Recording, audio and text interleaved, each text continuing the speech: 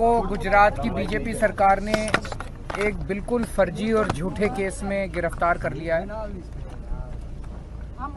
इससे पूरे गुजरात के आदिवासी समाज में बहुत रोष है, बहुत गुस्से में है।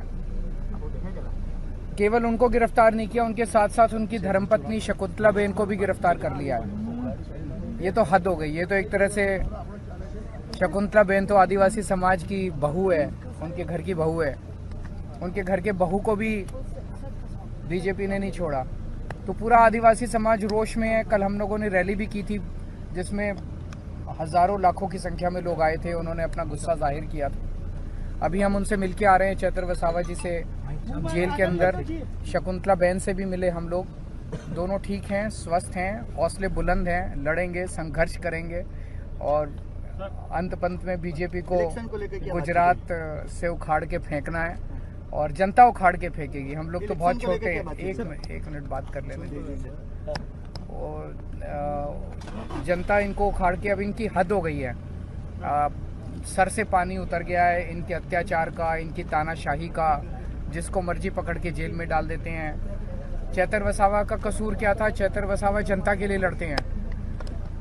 जब फॉरेस्ट डिपार्टमेंट वाले जनता पे झूठी एफआईआर करते हैं तो चैतर वसावा उनके लिए लड़ते हैं। जब उनकी किसानों की जमीनें छीन ली जाती है तो चैतर वसावा उनके लिए लड़ते हैं। चैतर वसावा उनके स्कूल और अस्पताल के लिए लड़ते हैं। तो जनता के मुद्दे उठा रहे थे, जिसकी वजह से उनको जेल में डाला गया।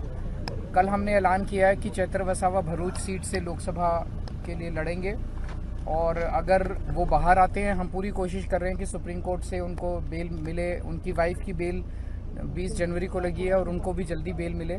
अगर नहीं भी आते तो पार्टी लड़ेगी उनके नाम पे और हमें पूरी उम्मीद है कि जनता उनको जिताएगी।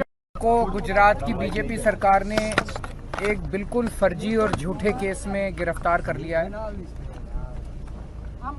इससे पूरे गुजरात के आदिवासी समाज में बहुत रोष है, बहुत गुस्से में है। केवल उनको गिरफ्तार नहीं किया, उनके साथ साथ उनकी धर्मपत्नी शकुंतला बेन को भी गिरफ्तार कर लिया है। ये तो हद हो गई। ये तो एक तरह से शकुंतला बेन तो आदिवासी समाज की बहू है, उनके घर की बहू है। उनके घर के बहू को भी बीजेपी ने नहीं छोड़ा। तो पूरा आदिवासी समाज रोष में है। कल हम लोगों ने रैली भी की थी, जिसमें हजारों लाखों की संख्या में लोग आए थे। उन्होंने अपना गुस्सा जाहिर किया था। अभी हम उनसे मिलके आ रहे हैं, चैतर वसावा जी से जेल के अंदर। शकुंतला बेन से भी मिले हम लोग। दोनों ठीक हैं, स्वस्थ हैं, हौसले बुलंद हैं, लड़ेंगे, संघर्ष करेंगे और अंत पंत में बीजेपी को गुजरात से उखाड़ के फेंकना है और जनता उखाड़ के फेंकेगी। हम लोग तो बहुत छोटे हैं। एक मिनट बात कर लेने दीजिए। और जनता इनको उखाड़ के, अब इनकी हद हो गई है। सर से पानी उतर गया है इनके अत्याचार का, इनकी तानाशाही का। जिसको मर्जी पकड़ के जेल में डाल देते हैं। चैतर वसावा का कसूर क्या था? चैतर वसावा जनता के लिए लड़ते हैं। जब फॉरेस्ट डिपार्टमेंट वाले जनता पे झूठी एफआईआर करते हैं तो चैतर वसावा उनके लिए लड़ते हैं। जब उनकी किसानों की जमीनें छीन ली जाती है तो चैतर वसावा उनके लिए लड़ते हैं। चैतर वसावा उनके स्कूल और अस्पताल के लिए लड़ते हैं। तो जनता के मुद्दे उठा रहे थे, जिसकी वजह से उनको जेल में डाला गया।